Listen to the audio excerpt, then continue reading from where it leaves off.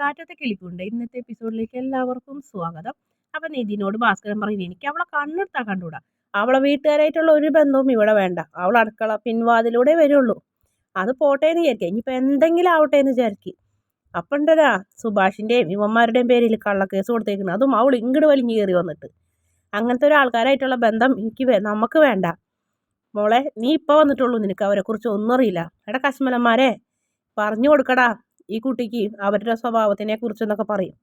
എന്നിട്ട് ഭാസ്കരൻ പോകും. അപ്പം നിധി പറയും അച്ഛൻ പറഞ്ഞൊന്നും കാര്യമാക്കണ്ട, നമുക്ക് പോയി നോക്കാം, നമുക്ക് സുഭാഷേട്ടന് വേണ്ടി എന്തെങ്കിലും ചെയ്യാൻ പറ്റുമോ എന്നറിയാലോ എന്നാണ് നിധി ഉദ്ദേശിച്ചത്. അങ്ങനെ 3 പേരും കൂടെ പോകാൻ തീരുമാനിച്ച് അങ്ങോട്ട് ഇറങ്ങണ്.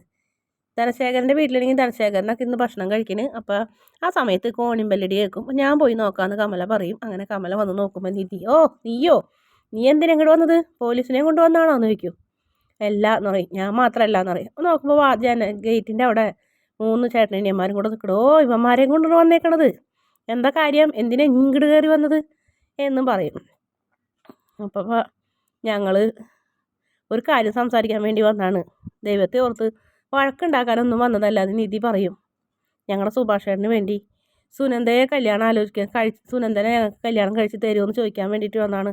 അയ്യടി അവളെ മനസ്സിലിരിപ്പ് കണ്ടില്ലേ, നിന്നെപ്പോലെ ഒരു പെണ്ണ് ഇവിടെ വന്ന് കയറിയെന്ന് ചോദിക്കാൻ കൊള്ളുമോ, അതും ഒരു കൊലപാതകരെ വീട്ടിലേക്ക്, ആ വീട്ടിലേക്ക് ഞങ്ങളപ്പോൾ എൻ്റെ മോളെ പറഞ്ഞയക്കാനോ, നല്ല കാര്യമായിട്ടുണ്ട് എന്നൊക്കെ പറഞ്ഞിങ്ങനെ അപമാനിക്കുന്നു. അപ്പോഴത്തേനും ധനശേഖരന് വരും. എന്താ അവിടെ എന്ന് ചോദിക്കും. നമ്മുടെ മോളെ കല്യാണം ആലോചിച്ച് കൊടുക്കുമെന്ന് വെച്ച് കഴിഞ്ഞിട്ട് വന്നേക്കണതേ വാനരന്മാരെയും കൂട്ടി ഇവള് എന്ന് പറയുന്നു. അപ്പോൾ ഞങ്ങളിങ്ങനെ അപമാനിക്കുന്നു. എന്നാലും നിധിക്ക് വേണ്ടി അവരതൊക്കെ കേട്ട് നിൽക്കുന്നുണ്ട്. അപ്പോൾ അമ്മാവനും വരും, സുനന്ദയും വരും. അവിടെ സുനന്ദയ്ക്ക് സുഭാഷേട്ടനെ ഇഷ്ടമാണ്, സുഭാഷേട്ടന് സുനന്ദനെ ഇഷ്ടമാണ്. അത് വെച്ചിട്ട് ഞങ്ങൾ വന്നതാണ് സംസാരിക്കാൻ. ദൈവത്തെ ഓർത്ത് അകത്ത് കയറി നിന്ന് സംസാരിക്കുക, ഈ പ്രശ്നം ഇവിടെ വെച്ച് അവസാനിപ്പിച്ച് അത് നല്ല രീതിയിൽ അവരെ കല്യാണം കഴിപ്പിച്ച് കൊടുക്കുക. അവരുടെ മനസ്സിൻ്റെ ഇഷ്ടമല്ലേ നോക്കേണ്ടത്. അതേ പെൺകുട്ടികൾക്ക് പല ഇഷ്ടങ്ങളുണ്ടാവും പ്രായത്തിന് മൂത്തവരെ. അല്ലെങ്കിൽ തന്നെ സുനന്ദനേക്കാൾ എത്രയോ മൂത്തതാണ് സുഭാഷ്. 15 വയസ്സൊക്കെ കണ്ടുണ്ട്. 10ാം ക്ലാസ് കഴിഞ്ഞപ്പോഴേ അവൻ വാർക്കപ്പണിക്ക് പോയതാണ്, മേസ്ത്രി പണിക്ക്. അന്ന് അവൻ ഇവിടെ വന്ന് ഈ കുട്ടീനെ എടുത്ത്, അന്ന് ഇവള് മുട്ടിലഴയായിരുന്നു, ഇവളെ എടുത്ത് അതിൻ്റെ തോളിൽ വെച്ചിരുന്നപ്പോഴേ അറിഞ്ഞില്ല അവൻ്റെ മനസ്സിൽ ഇങ്ങനെ ഒരു ഉദ്ദേശം ഉണ്ടെന്ന്. നടക്കില്ല, എൻ്റെ മോൾ അങ്ങോട്ട് കല്യാണം കഴിച്ച് തരില്ല എന്ന് പറയും. അപ്പോൾ ധനശേഖരൻ പറയും അതെ പോലീസ് കേസ് ആയതിനു ശേഷം നിങ്ങളോട് മിണ്ടരുതെന്ന് വിചാരിച്ചാണ് ഞാൻ എന്ന് പറയും. അപ്പോൾ സുധീഷ് എന്ന് പറയും കേസ് പോലീസ് സ്റ്റേഷനിലും കയറേണ്ടി വന്നത് ഞങ്ങൾ കാരണമല്ലല്ലോ അമ്മാവാന്ന് പറയും. അമ്മാവനോ, ആരമ്മാവൻ ചോദിക്കും. അമ്മായിനെ കെട്ടിയാളെ പിന്നെ അമ്മാവനല്ലാണ്ട് വേറെ എന്താ വിളിക്കാമെന്ന് ഹരീഷൻ ചോദിക്കും.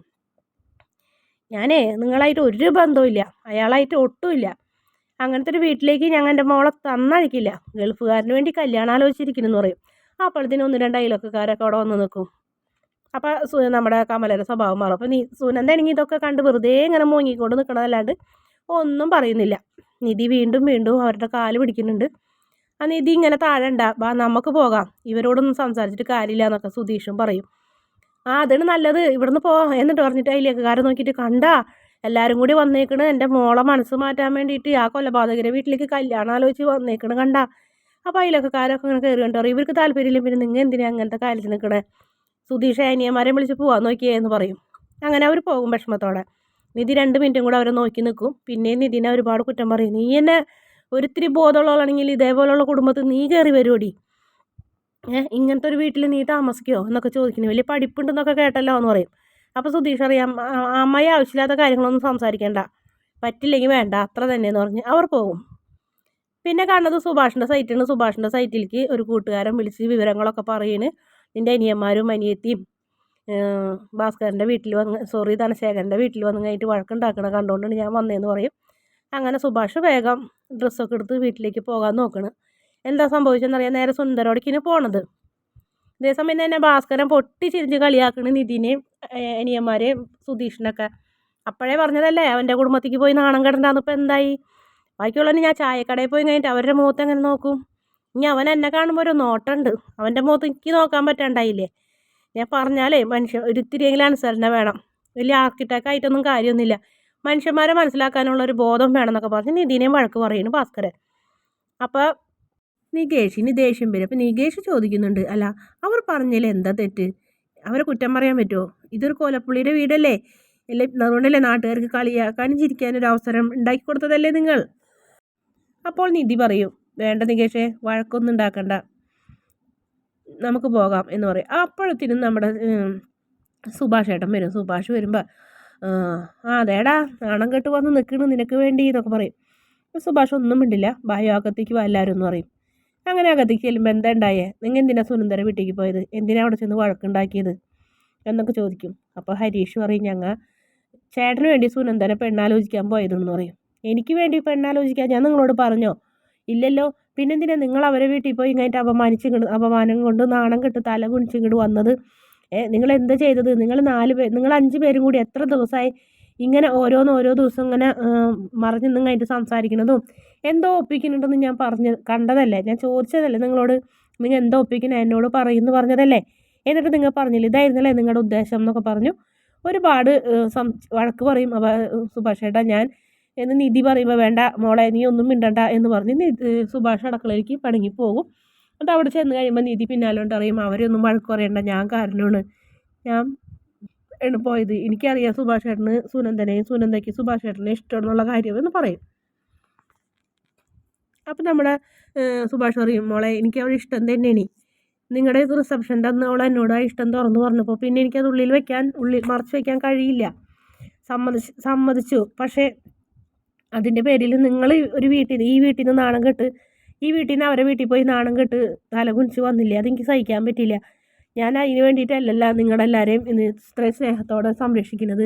അവരെ മുന്നിൽ നാണം കെടേണ്ട കാര്യമില്ല, നമുക്ക് വേണ്ട, എൻ്റെ മനസ്സിൽ വിഷമമൊന്നുമില്ല എന്നൊക്കെ ഇങ്ങനെ പറയുന്നു.